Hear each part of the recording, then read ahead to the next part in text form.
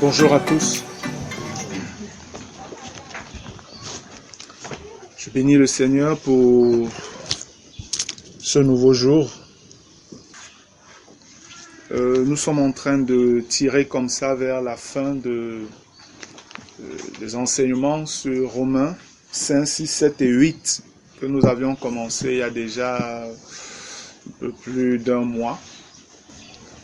Aujourd'hui, nous allons commencer avec Romains 8. Et c'est le dernier chapitre dans la série des versets que nous avions, des chapitres que nous avions retenus pour le partage. Je dis on commence parce que je ne vais pas terminer Romains 8 aujourd'hui. C'est que je serai en train de courir. Je l'ai divisé en deux parties.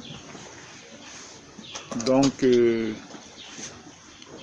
on va voir la première partie aujourd'hui et par la grâce de Dieu, j'espère que voilà, le Seigneur nous donnera de terminer avec la deuxième et dernière partie du chapitre 8 dimanche prochain. Romains 8 est... Voilà, c'est un chapitre qui est assez merveilleux aussi.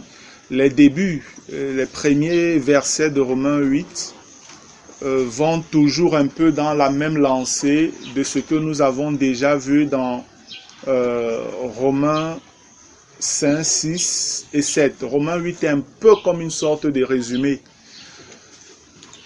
Par rapport à sa position dans le livre, l'épître aux Romains, Romains 8, c'est un peu comme le résultat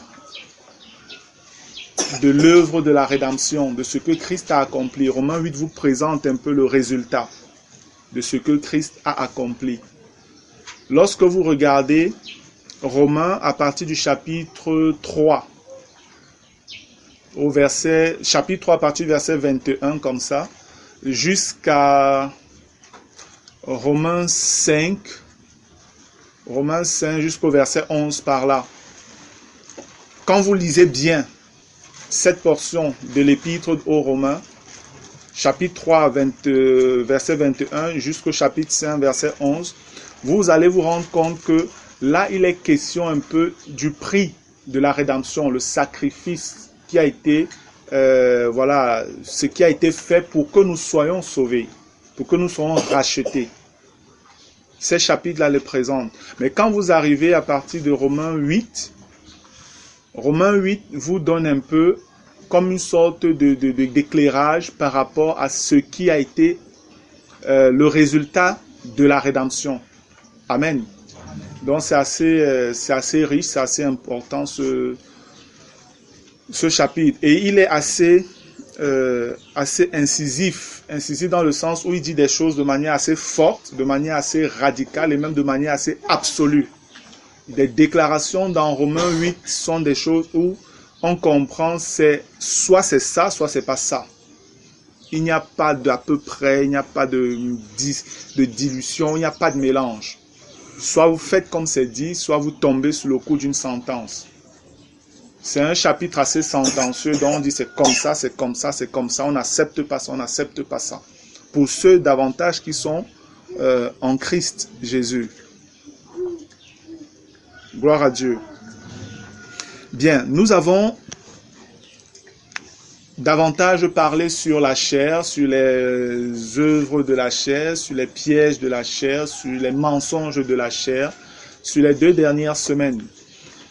Et pour ceux qui étaient ici mercredi, le Seigneur nous a conduits encore dans cette lancée. C'est vrai que de manière même comme ça, c'est après qu'on se disait, il aurait même fallu qu'on enregistre en fait la rencontre de mercredi.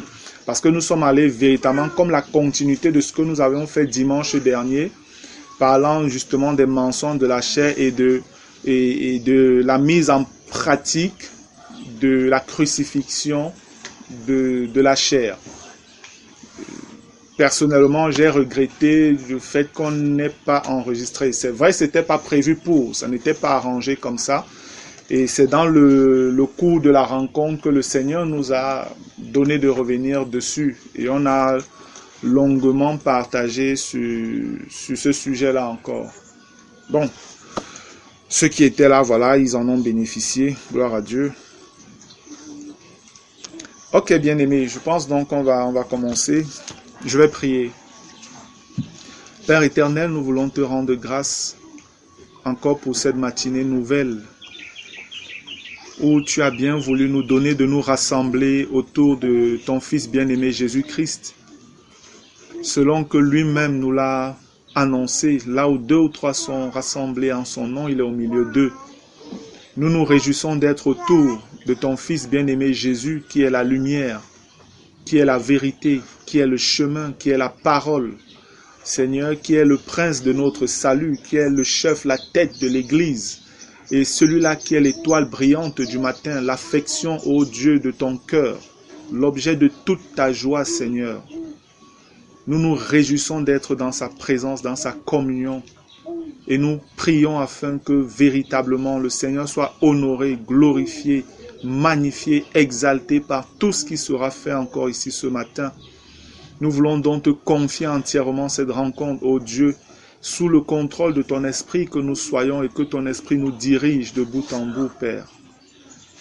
Saint-Esprit, nous t'invoquons et nous te supplions afin que tu nous révèles davantage la connaissance du Dieu que nous servons et que tu illumines davantage les yeux de notre cœur pour que nous percevions ce que nous ne percevions pas avant.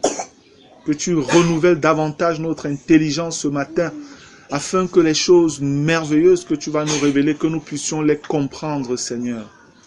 Et que dans ta communion, Seigneur, dans la soumission à ton œuvre en nous, que nous puissions mettre cela en pratique, car c'est le but éternel. Merci, Seigneur, pour ce dimanche 12 août 2018. Vraiment que toute la gloire te revienne. Au nom béni de Jésus-Christ. Amen. Gloire à Dieu. Romains chapitre 8, verset 1. Il n'y a donc maintenant aucune condamnation pour ceux qui sont en Jésus-Christ, qui marchent non selon la chair, mais selon l'esprit. Je l'ai déjà dit ici plusieurs fois, je sais que ce verset 1 est coupé dans un bon nombre de versions bibliques. En l'occurrence, la version qui est la plus répandue au milieu du monde chrétien francophone, la version Louis II. Ce verset-là est coupé. Il s'arrête simplement en Jésus-Christ, à en Jésus-Christ. Donc, il n'y a donc maintenant aucune condamnation pour ceux qui sont en Jésus-Christ. Et voilà où ça s'arrête. Mais dans les versions les plus fidèles, par rapport aux manuscrits originaux, ça continue. Et ça dit, il n'y a donc maintenant aucune condamnation pour ceux qui sont en Jésus-Christ, qui marchent non selon la chair, mais selon l'esprit. Amen. C'est très important cette partie qu'on a enlevée. C'est dommage qu'on l'ait enlevée. C'est vraiment dommage qu'on l'ait enlevée. Parce que, si vous vous rappelez, on enlève les chapitres, on enlève les versets, et on lit la parole comme véritablement une épître. Une épître, c'est une lettre. Épître, ça veut dire simplement lettre. C'est qu'on sera en train de remonter un tant soit peu vers le verset 21. Vers le verset 21 du chapitre 7. Si je prends à partir de là et je descends jusqu'au chapitre 8, le verset 1, voilà ce que ça donne. Je trouve donc en moi cette loi. Quand je veux faire le bien, le mal est attaché à moi. Car je prends plaisir à la loi de Dieu selon l'homme intérieur, mais je vois dans mes membres une autre loi qui lutte contre la loi de mon entendement et qui me rend captif de la loi du péché qui est dans mes membres. Verset 24. Misérable que je suis, qui me délivrera de ce corps de mort? Grâce soit rendue à Dieu par Jésus-Christ notre Seigneur. Ainsi donc, moi-même, je suis par l'entendement esclave de la loi de Dieu, et je suis par la chair esclave de la loi du péché. Au verset 25, il comprend que il ne peut avoir la victoire que par l'œuvre que Christ a accomplie. Il commence par se lamenter un peu, par pousser le cri du grand désespoir du chrétien qui est ballotté, menacé par la chair, par la vie de péché. Misérable que je suis, qui me délivrera de ce corps de mort? Et juste à la suite, il dit, grâce soit rendue à Dieu par Jésus-Christ, notre Seigneur. Amen. Donc il comprend là que c'est par Jésus qu'on peut avoir finalement la victoire. Amen. Et dans la même lancée alors, il continue au chapitre 8, verset 1 en disant, « Il n'y a donc maintenant aucune condamnation pour ceux qui sont en Jésus-Christ, qui marchent non selon la chair, mais selon l'esprit. » Ça voudrait dire que le poids de la culpabilité que nous avions, que toi tu avais parce que tu étais menacé par la chair, qui te conduisait constamment dans le péché, avec laquelle tu luttais, tu n'avais pas de victoire. Un temps, tu es dans la victoire, tu marches sans souci, et voilà, sans t'attendre à rien, patatras, tu es tombé, tu es dans le péché. Et le lendemain, tu sembles te relever, ça va bien. Et après, le surlendemain, patatras, tu es encore dans le péché. Et ça fait que tu demeures faible en tant que chrétien. J'ai déjà longuement expliqué ça depuis le chapitre 5. Mais je veux que vous compreniez ici le sens réel de la condamnation dont il est question. Il n'est pas question ici de la condamnation par rapport au fait que maintenant que vous êtes en Christ, vous n'irez plus en enfer. Ce n'est pas le contexte. C'est vrai que pour ceux qui sont en Jésus-Christ, ils n'ont rien à faire avec l'enfer. C'est vrai. Mais dans le contexte présent du chapitre 8, le verset 1, il n'est pas question de l'enfer. Mais il est question de la condamnation que le péché, que la chair mettait constamment sur nous. En fait, cette condamnation, c'est l'esprit de culpabilité avec laquelle la chair nous tenait captifs. Maintenant que tu as compris que ce n'est plus toi qui agis comme ça, mais c'est le péché qui agit en toi, dans ton corps, cette puissance de péché et de mort, et que tu peux avoir la victoire désormais dans la foi en l'œuvre que Christ a accomplie à la croix, alors, gloire à Dieu, tu es libéré, il n'y a plus de culpabilité, il n'y a donc plus de condamnation. La condamnation, c'était, je suis dans une situation où j'ai péché à peine quelques jours, quelques heures même, et voici, je ressens peut-être le désir même de prier ou de lire la Bible, mais je me sens faible. Faible parce que ma conscience, elle est là, et la chair sait bien l'alimenter en te disant, regarde, tu es même souillé, tu viens de commettre de péché, tu as fait ci, tu as fait ça. Comment tu peux te permettre même d'aller prier? Ça fait que tu es bloqué, tu es affaibli, tu es diminué. Et comme je l'ai déjà expliqué, parfois même, tu n'as pas péché, mais tu n'as pas de lumière. Parfois, c'est qu'elle t'a balancé une pensée. En l'occurrence, c'est souvent les pensées impudiques. Une pensée impudique au niveau de ton âme, tu reçois ça. Et quand tu n'as pas de lumière, tu culpabilises, tu t'en veux. Et tu te dis, j'ai encore péché, comment je peux aller prier? Comment je peux même lire ma Bible alors que je suis toujours dans le péché?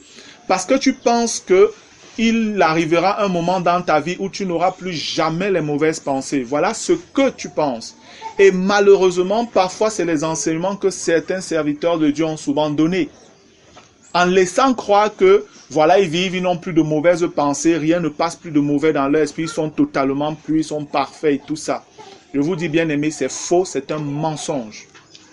C'est un mensonge. Tant que tu es vivant dans ce corps et que la chair, puissance de péché et de mort est en toi, tu ne pourras jamais l'empêcher de t'envoyer ces mauvaises pensées. Jamais.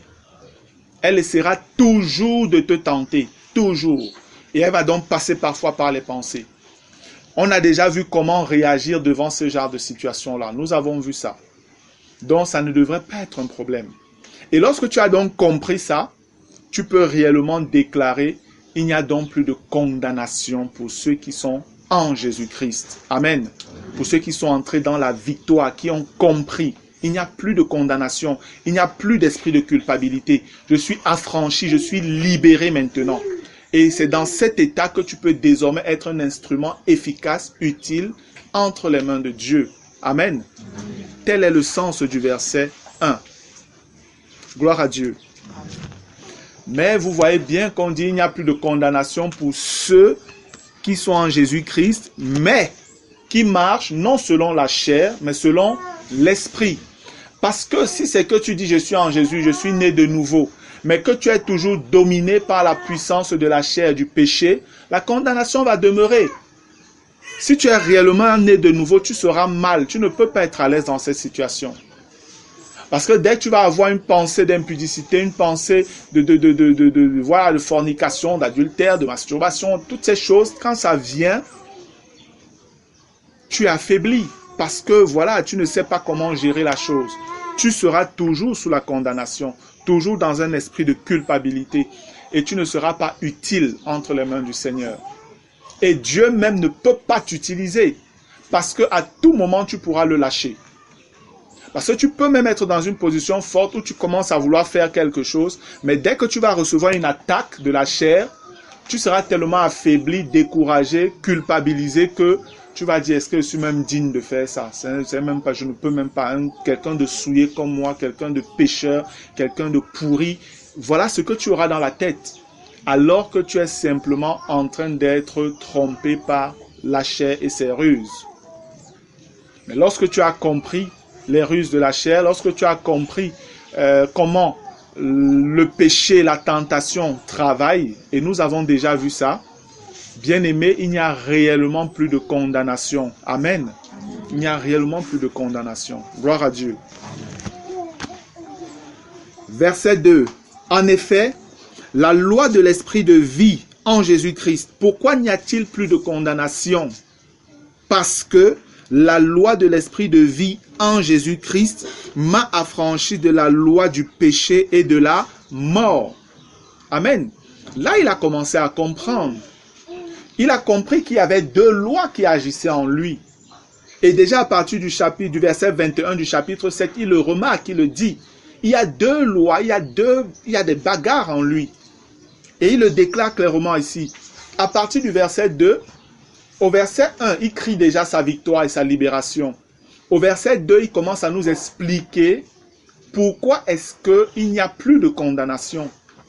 Il n'y a plus de condamnation parce qu'il a compris que la loi de l'esprit de vie en Jésus-Christ l'a affranchi de la loi du péché et de la mort. Donc il n'est plus esclave de la chair. Amen. Il n'est plus esclave de la chair. Et lorsque la Bible parle de la loi de l'esprit de vie, de quoi en fait il est question ici? La loi de l'esprit de vie vous parle simplement de l'œuvre que Christ a accomplie à la croix et le résultat de cette œuvre-là. En réalité, la loi de l'esprit de vie vous parle simplement de la puissance de résurrection. Amen. La loi de l'esprit de vie, c'est la puissance de résurrection, tout le fruit qui sort de l'œuvre que Christ a accomplie et de sa résurrection. Gloire à Dieu. Il y a un passage dans les Écritures qui peut nous permettre de davantage comprendre de ça. Regardez un peu dans Philippiens. Philippiens, le chapitre 3. Je vais lire même à partir du verset 1. Il est écrit: « Au reste, mes frères, réjouissez-vous dans le Seigneur. Je ne me lasse point de vous écrire les mêmes choses, et pour vous cela est salutaire. Prenez garde aux chiens, prenez garde aux mauvais ouvriers, prenez garde aux faux circoncis. » J'avais déjà parlé ici du fait que, une fois j'ai été porté à examiner, à fouiller, à chercher dans les épîtres de Paul les mêmes choses dont il parle, que constamment il répète aux gens. Et puis il dit c'est salutaire pour eux. Et en examinant les différentes lettres de Paul, je me suis rendu compte que Paul n'enseignait rien d'autre que le message de la croix. Amen. Et la marche par l'esprit, la victoire sur le péché, c'était les mêmes choses, c'est la seule chose qu'il a toujours enseigné. Tout ce que Paul a toujours dit, même quand il parlait des choses eschatologiques, donc des choses qui sont liées aux événements de la fin des temps, c'était toujours en fond, avec pour fondation le message de la croix. Amen. Je ne me lasse point de vous écrire les mêmes choses et pour vous cela est salutaire. C'est pourquoi la vie chrétienne n'est basée que sur le message de la croix, sur l'œuvre de la croix. C'est ça en fait la vie chrétienne. Dès que tu as compris ce mécanisme-là, quand le Seigneur te l'a révélé, tu mènes une vie chrétienne épanouie et fructueuse. Alléluia. Prenez garde aux chiens, prenez garde aux mauvais ouvriers, prenez garde aux faux circoncis. Car les circoncis, c'est nous qui rendons à Dieu notre culte par l'Esprit de Dieu, qui nous glorifions en Jésus-Christ et qui ne mettons point notre confiance en la chair. Amen. Il y a donc un culte qui peut être rendu selon la chair et un culte selon l'esprit. C'est ce que la parole révèle. Mais le culte que Dieu agrée et qu'il approuve, c'est celui qui lui est rendu selon l'esprit. Dieu est esprit et il désire avoir des adorateurs, des gens qui l'adorent en esprit et en vérité. Verset 5. Moi aussi, cependant, j'aurais sujet de mettre ma confiance en la chair. Si quelqu'un croit pouvoir se confier en la chair, je le puis davantage. Moi, circoncis le 8e jour, de la race d'Israël, de la tribu de Benjamin, hébreu né d'hébreu, quant à la loi pharisien, quant aux ailes persécuteurs de l'Église, irréprochable à l'égard de la justice de la loi. Voilà son CV qu'il donne. Il pourrait dire son CV spirituel, son CV social même inclus. Vous savez, lui-même il donne tout ça, mais après par la suite il vous dit tout ça c'était de la boue. C'est la même chose que parfois vous allez rencontrer certains frères, certaines personnes. Vous voulez leur parler un peu du Seigneur, ils vont vous dire comment ils sont pasteurs, comment ils ont déjà fait 20 ans dans la foi, comment toi tu as même quel âge, tu as fait quelle école. Lui il a fait l'école biblique 3 fois, il a eu un doctorat en école machin, tout ça. Il te raconte un grand pédigré comme ça qu'il a. Mais en fait, tout ça ne lui donne pas de connaître Dieu. Regardez ce que Paul dit par la suite. Mais ces choses qui étaient pour moi des gains, je les ai regardées comme une perte à cause de Christ. Comme pour dire qu'avec tout ça, il n'avait pas Christ. Tu peux avoir tous les diplômes des écoles de théologie, facultés de théologie, écoles bibliques, tout ce que tu veux, mais tu n'as pas Christ. Et même, je regarde toutes choses comme une perte à cause de l'excellence de la connaissance de Jésus-Christ mon Seigneur, pour lequel j'ai renoncé à tout. Je les regarde comme de la boue afin de gagner Christ. Regardez qu'il ne fait que parler de renoncement, de perte et tout ça. C'est la croix, frère. La croix est un instrument de mort. La croix est un instrument de restriction. La croix est un instrument dissuasif. La croix est un instrument de soustraction. La croix passe son temps à soustraire. Elle coupe, elle soustrait. C'est le Saint-Esprit qui est appelé par la puissance de l'œuvre de la résurrection à remplacer ce que la croix met à mort. Amen. Amen. La croix, son travail, c'est mettre à mort. C'est mettre à mort. La croix est un instrument de mort. La croix n'est pas un instrument de vie. La croix est un instrument de mort. Mais c'est une mort selon Dieu. Amen. Et la mort selon Dieu vous conduit à la résurrection. La mort selon Dieu vous amène à la résurrection. Parce que Christ est passé par là et il est ressuscité. Tous ceux qui passent par la mort de la croix ressusciteront également. Amen. Et verset 9. Et d'être trouvé en lui, non avec ma justice, celle qui vient de la loi, mais avec celle qui s'obtient par la foi en Christ. La justice qui vient de Dieu par la foi. Le verset 10 dit, « Ainsi je connaîtrai Christ et la puissance de sa résurrection et la communion de ses souffrances en devenant conforme à lui dans sa mort, pour parvenir, si je puis, à la résurrection d'entre les morts. » Amen. Regardez ce qu'il dit au verset 10, je le reprends. Ainsi, il a déjà perdu tout ce qu'il a cité là. Je perds tout ça, je regarde ça comme de la boue. Je suis dans les pertes et dans les pertes. Et je perds ces choses afin de gagner quoi? La connaissance de Christ. Amen. La connaissance de Christ, la puissance de sa résurrection et aussi la communion à ses souffrances. Il ne faut pas ignorer ça.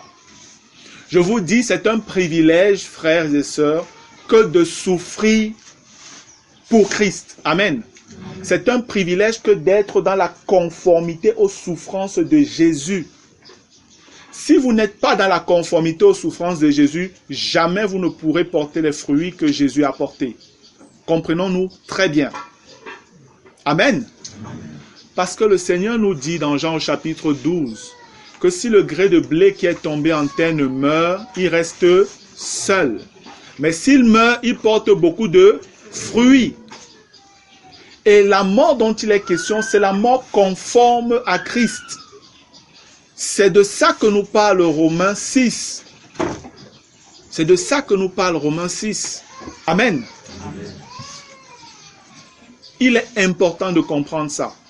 Tous ceux qui veulent avoir la victoire ou être affranchis de la loi du péché et de la mort doivent entrer dans le véritable message de la croix et accepter réellement d'être cloué, d'être transpercé, d'être totalement vidé de sa vie.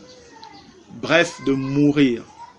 C'est de par la mort de la croix que tu peux entrer dans la vie de résurrection de Jésus afin d'obtenir le fruit de son œuvre. Tant que tu fuis la croix, jamais, jamais tu ne pourras entrer dans cette vie de victoire. Jamais. C'est un sacrifice, bien-aimé. C'est un sacrifice. Gloire à Dieu. Donc, on repart dans Romains 8. Le verset 2, « En effet, la loi de l'esprit de vie en Jésus-Christ m'a affranchi de la loi du péché et de la mort. » Parce qu'on était avant esclaves de la loi du péché. Ça nous dominait. Mais par la révélation de l'œuvre que Christ a accomplie, par la révélation de la puissance de sa résurrection, de sa connaissance véritable et l'acceptation de la conformité à sa mort, alors nous avons été affranchis. C'est le seul chemin, il n'y en a pas d'autre. Et s'il y a un chrétien qui n'a pas compris ce que je dis, quel que soit son nombre d'années dans la foi, quelles que soient les écoles bibliques qu'il a pu faire, je vous dis frère, jamais il n'aura la victoire sur le péché. Si vous voyez parler, raconter un ensemble de choses, c'est un hypocrite, c'est un menteur. Jusqu'à ce qu'il doit arriver à vous expliquer que voici comment je suis entré dans la vie dont je parle. S'il n'arrive pas à vous l'expliquer, je vous dis, si vous connaissez sa vie intime, pas simplement quand il est là en train de bavarder au niveau de la chair, en train de raconter des choses, dans sa communion, dans sa maison, à son boulot, un peu partout, que vous avez des nouvelles, des informations sur lui, vous allez voir que c'est quelqu'un qui n'est pas vrai, qui ne mène pas une vie chrétienne victorieuse, comme il essaye de vous faire croire. Parce qu'il n'y a pas deux chemins, il n'y a qu'un seul chemin, et c'est celui que Jésus-Christ a tracé. Amen. Amen. Si tu veux avoir la victoire que Christ a eue sur le péché, c'est le seul chemin que tu dois utiliser. C'est le seul chemin, il n'y en a pas d'autre. Gloire à Dieu. Je reprends verset 1. Il n'y a donc maintenant aucune condamnation pour ceux qui sont en Jésus-Christ. En effet, la loi de l'esprit de vie en Jésus-Christ m'a affranchi de la loi du péché et de la mort. Car, chose impossible à la loi, parce que la chair la rendait sans force, Dieu a condamné le péché dans la chair en envoyant à cause du péché son propre Fils dans une chair semblable à celle du péché. Amen. Le verset 3 nous donne davantage de comprendre le verset 2. Le verset 2 nous donne de comprendre le verset 1.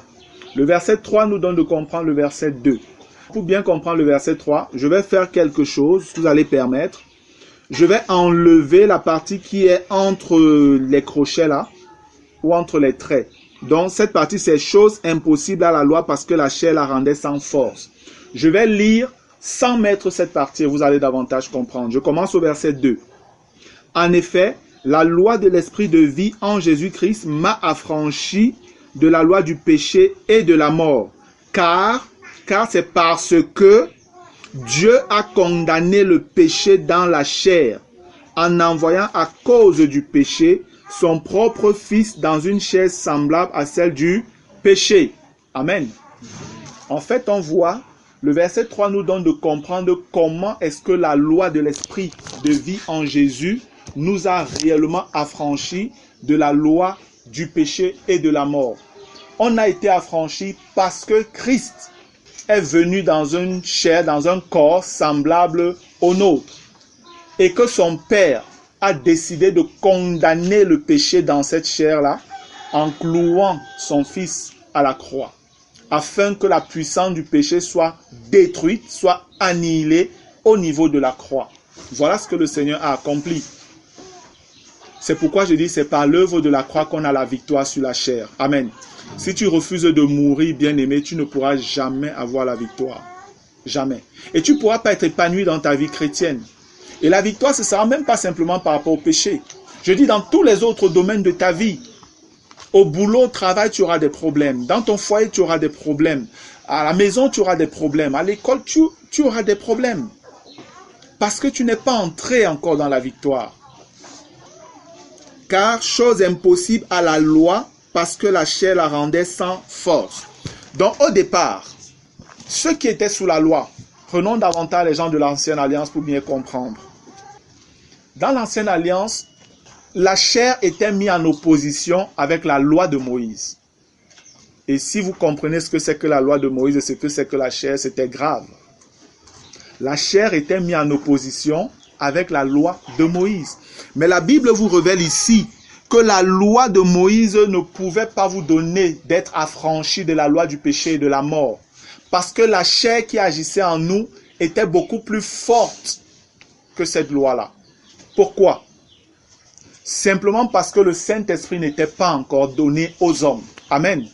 Seulement quelques personnes avaient le Saint-Esprit, en l'occurrence des prophètes ou certains rois.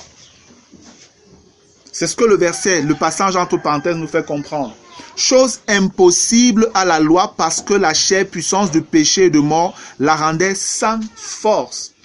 Et c'est pourquoi vous allez voir, Dieu acceptait ça à cette époque avec ces gens. Il a fonctionné avec eux selon leur dispensation. C'est pourquoi vous allez voir, même ceux qui semblaient être fidèles à Dieu sous la loi, n'étaient pas aussi irréprochables que ça. Mais le Seigneur réussissait quand même à les accepter en fonction des efforts et de tout ce qu'ils faisaient. Et aussi de la crainte de Dieu qu'ils manifestaient, de l'esprit de repentance qui pouvait les animer. C'est pourquoi Dieu les considérait quand même comme, voilà, je vous garde, je vous prends, à crédit en fait. Le Seigneur les prenait à crédit. Parce que même le sang des animaux qu'ils versaient, la Bible dit que ce n'était pas possible d'effacer leurs péchés.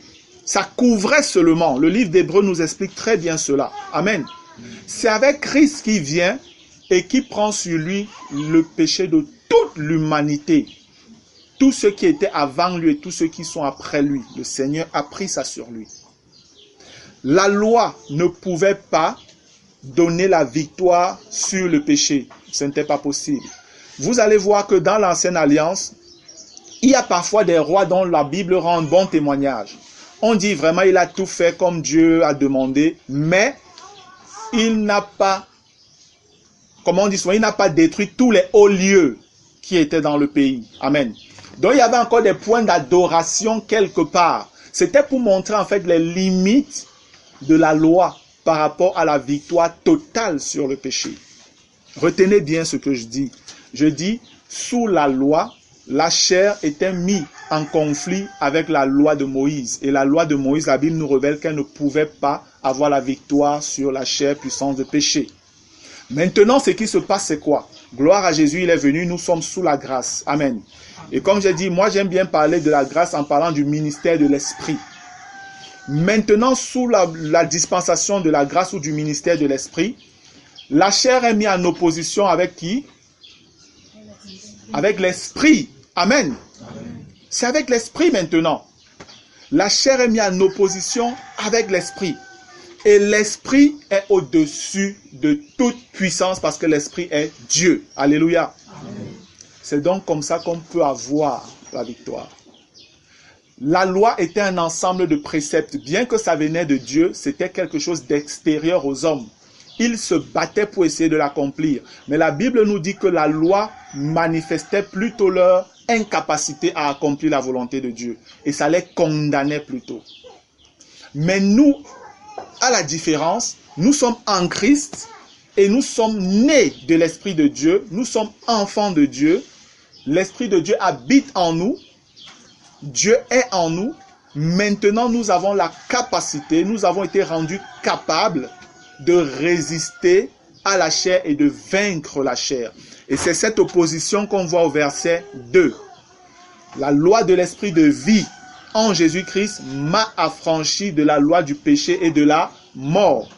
Car chose impossible à la loi parce que la chair la rendait sans force. La chair dominait toujours les passions.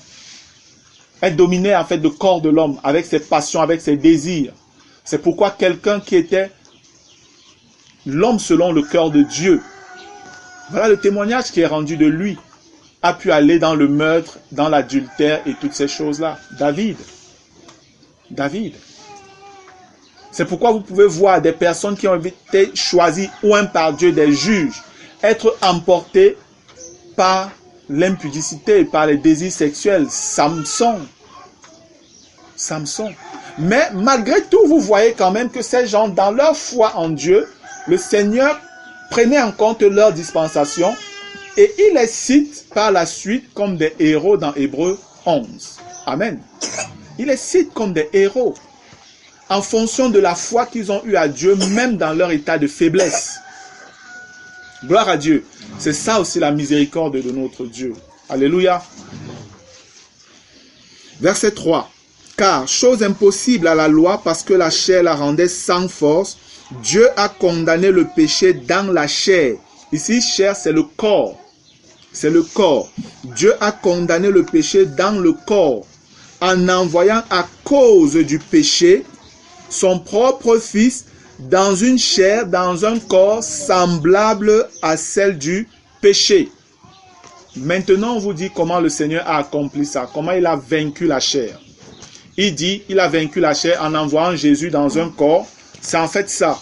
Lorsqu'on parle de l'incarnation, la doctrine de l'incarnation, c'est Jésus qui était esprit, qui prend forme humaine, entre dans une chair humaine et vient vivre sur la terre comme un homme.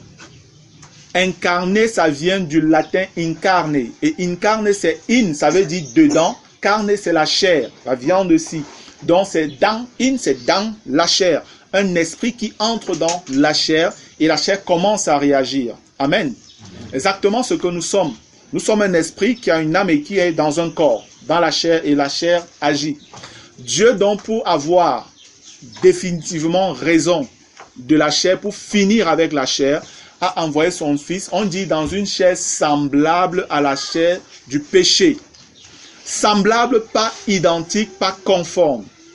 Parce que Jésus-Christ, dans son corps physique, n'avait pas de chair en lui, puissance de péché et de mort. S'il avait la puissance du péché et de mort en lui, il ne serait plus qualifié comme l'agneau qui devait être offert à Dieu sans tache, comme on demandait sous la loi. Est-ce qu'on se comprend là? Parce que la puissance du péché nous souille. C'est pourquoi on peut dire que notre corps est corruptible. Notre corps est corruptible.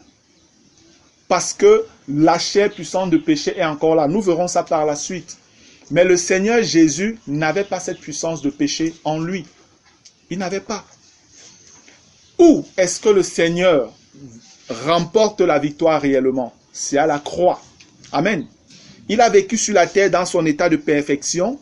Il a marché dans la perfection. Il a été tenté comme nous tous, sans jamais commettre de péché, comme la Bible l'indique.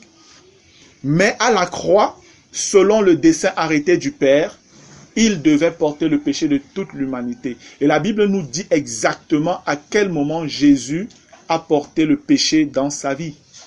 Regardons dans 1 Pierre, le chapitre 2.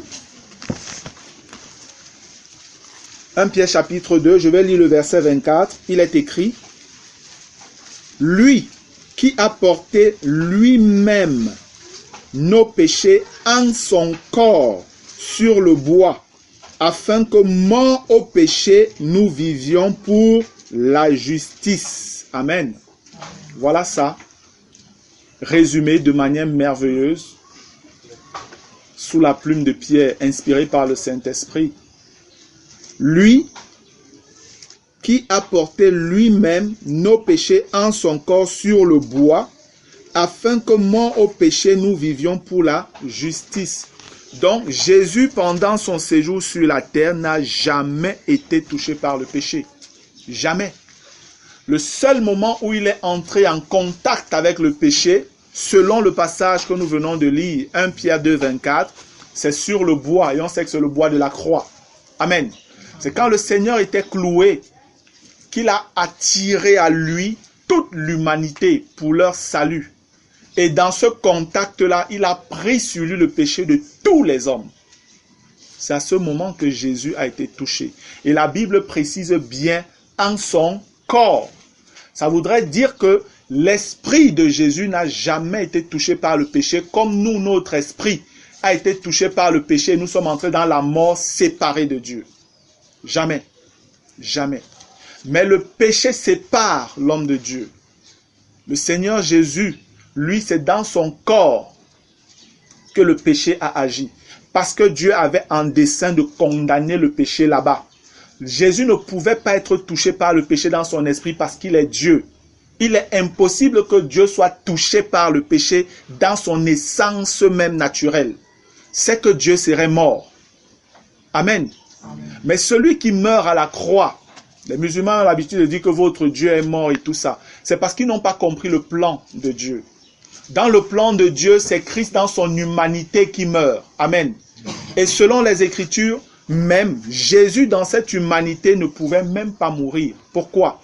Parce que selon la loi, c'est le pécheur qui doit mourir. Le salaire du péché, c'est la mort. Jésus n'ayant jamais péché, il n'y avait pas de raison que Jésus meure.